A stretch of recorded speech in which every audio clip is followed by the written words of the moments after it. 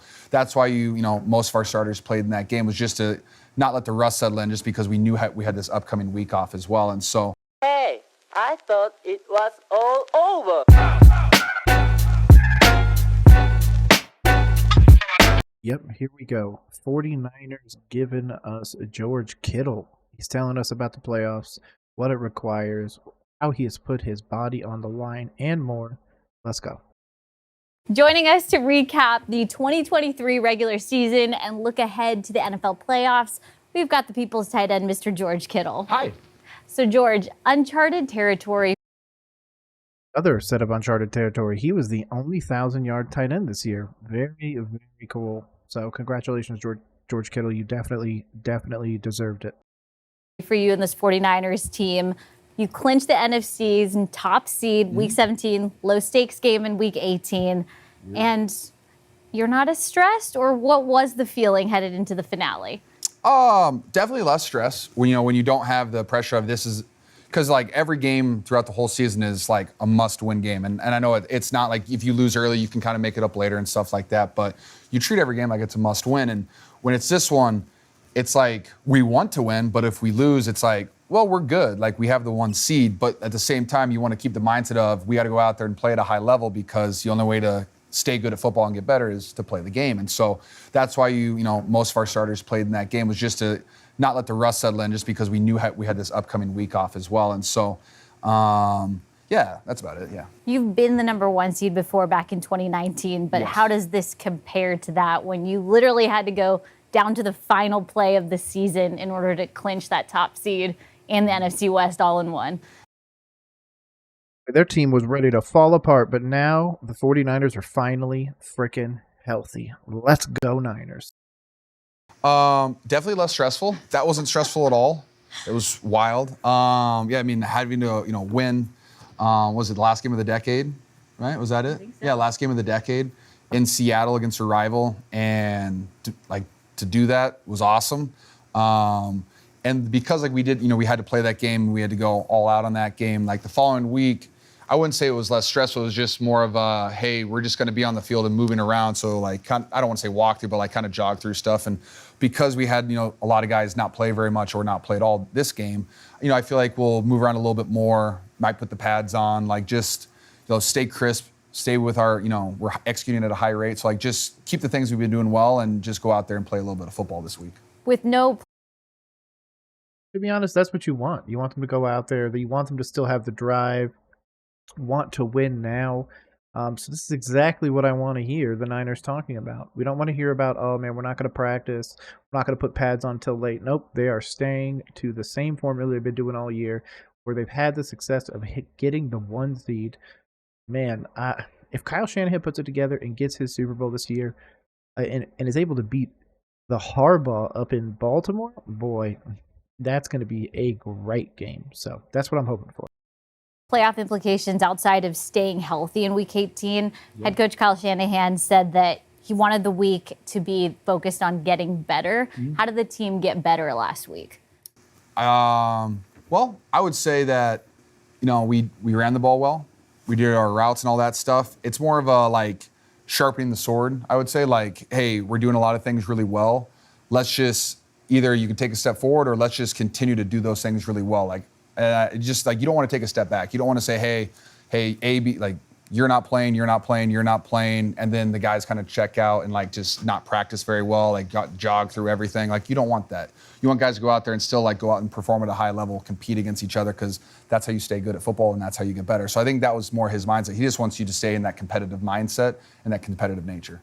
Without playing in the finale, there were a lot of people on this team that accomplished a lot of really big things. Going to talk to you about your quarterback first, Brock Purdy. Yes. First-time Pro Bowler, set a new single-season franchise passing record, also finished first in the NFL in passing yards per attempt. The list goes on and on. Yeah. 1 year as a starter, where has his game gone in 2023? Wow. When he came in, against the Dolphins last year, he played at a high level for us. And then he's just continued to get more comfortable, more confident, continue to get better. And then I just keep seeing that throughout this entire year. Like each week, he just continue like, wow, that was a really good throw. Like that was awesome. Like you just see that type of stuff on the tape every time you see it. And really, like you kind of grow accustomed to like he doesn't really miss ever. And like that's kind of my favorite thing. He does a really good job of protecting his players, and like he never misses. Like his passer rating's always really high because he doesn't throw a lot of incompletions. He doesn't throw the ball away very much because he's usually on time. 3-step drop, hitch throw, like he just steps and throws. He's just so clean. He's efficient, and he's just got this confidence. And I remember like he had a quote that said, like you have to have no fear when you're out there. Like you have to be smart with the ball, but you have to have no fear. And for him to play at the level he's playing, you can see that he has no fear. Like he is just ripping it and stepping into it. And he does like he knows where the ball's going to go, and he's just confident in our ability as playmakers around him that we're going to protect the ball and make him right.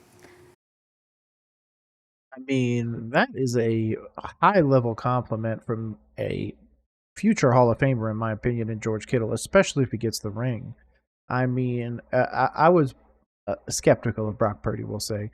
I think he can do really well. I think that if Lamar didn't have his little, path of destruction at the end of the year, I think Purdy is the MVP. If not, maybe it goes to like a Dak. But overall, he's playing great ball. He's being very cerebral, putting it, like he's saying, in the right place regardless of what's coming at him. And for that, I have to give mad props to Purdy. If this man right here, George Kittle, is giving you props, you're doing something right. So He's not the only one that's playing confident. So are you. You're also got your 5th Pro Bowl nomination, voted into the Pro Bowl. Just what has this year meant to you? And then to know that you've still got so much in front of you, and so does this team. Yes, we do have a lot in front of us. And while like personal accolades are awesome and you want everyone to have them because everyone's trying to build up their own resume of playing in the NFL, at the end of the day, like our whole team, all they care about is winning. And so it's very fun to be on a team with that mindset. And when you're on a team with 9 Pro Bowlers, that's awesome because that just means your best players are playing at a high level. But for me personally, like I go into every season, my goal is 1,000 yards, 10 touchdowns, Pro Bowl, All Pro. Like those are 4 things that are my goals. And and then the number one goal on top of that is to win. And so if I'm winning and achieving those goals, that's awesome. If we're winning and I'm not achieving those goals, but I'm still playing at a high level, I'm okay with that. Like the stats are like, that's what I want to get to. If I don't, it is what it is. But like I always want to get to the Pro Bowl. I always want to be an All Pro. And so like you just put in the work throughout the whole offseason, throughout the whole season, just for a chance to, get to that level. And so very excited about it. But like you said, we have a lot of other things to play for. You guys are putting yourselves in position to win. You are ready to do it now. Like you said, 9 freaking Pro Bowlers, offense, defense. In fact, the Commanders just got your former general manager, assistant general manager, the dude that drafted Fred Warner and drafted so many of these amazing players, Purdy, Ayuk, and others. Obviously, maybe you have fallen into it a little bit more with Purdy, but hey, this organization knows how to draft, develop, and retain talent, and that is why they have 9 Pro Bowlers, because they know what to do in the scouting and player development department, and for that, they get mad props. The thing that I have always said that it feels like is the Niners are cursed when it comes to the injuries, and this year it does not seem like that curse is there. Obviously, I'm going to knock on wood here, but with that, I am going to let him finish this. Challenge now is to stay physically ready, mentally sharp with 20-plus days between suiting up for games, which is wild. How are you staying sharp during that time? What's the day-to-day routine that helps with that when you're not playing games? Catching footballs, watching film, just watching football, just staying engaged with it. You just don't want to the worst thing is sit down on the couch, kick your feet up, and just zone out for 7 days. That's the last thing you want to do. So you want to stay on top of your business. You want to, like I said, whether it's catching the football, whether it's working out, working on your cardio, just trying to be as healthy as you possibly can. Focus on your recovery. As long as guys are in and out of the building, as long as guys are still focused on football and they're not just completely checked out, we're going to be just fine. You just don't want to completely just relax and not think about it. That being said, this Sunday you aren't playing in a football game. So how much time are you dedicated to watching all those NFC matchups that have a direct effect on you guys in a week? You know what's crazy is I'm pretty sure in 2019 I didn't watch any of the games. That's interesting. I know. Yeah, I didn't watch it because trust me, I'm gonna get the film right away and be able to watch it as soon as we know who we're playing. But But besides that, like in 2019, I didn't really watch it, but my wife loves watching football so much that it'll 100% be on our TV the entire day, and so I will be probably watching all the games because she makes me. NFC and AFC, or just the NFC? No, she watches every game. Everything. Yeah, she's a monster. Good job, Claire. You're gonna make me watch more tape. I appreciate that. So if it weren't for Claire, would you be scouting those teams ahead of time, you think? I might watch the tape on my iPad, but you know, I watch football sometimes, but not all the time. Like in the playoffs, so I enjoy watching my friends that I know across the league, which is really fun. You know, I like watching the tight ends, some of the quarterbacks that I'm friends with, off the line. But besides that, it's just like I do a lot of football, so sometimes I like to give my mind a break, and then I'll go revisit that same game later that night. Thanks for taking the time during this bye week. Of course, nowhere else I'd rather be. Shout out to George Kittle and the Niners for putting that out. I love it. I didn't know Kittle was such a happy-go-lucky guy. Obviously, you see a lot of the tight ends, and they are at the top of their game, so you think they're just dialed in 24/7. I love that he shouted out his wife, Miss Claire Kittle, that she's the one that is the football monster. So that is just awesome. Make sure you keep him focused on football, Miss Claire. But otherwise, my name is Nick. This has been World Coverage. Make sure you subscribe to the socials below, and we are here whenever you are.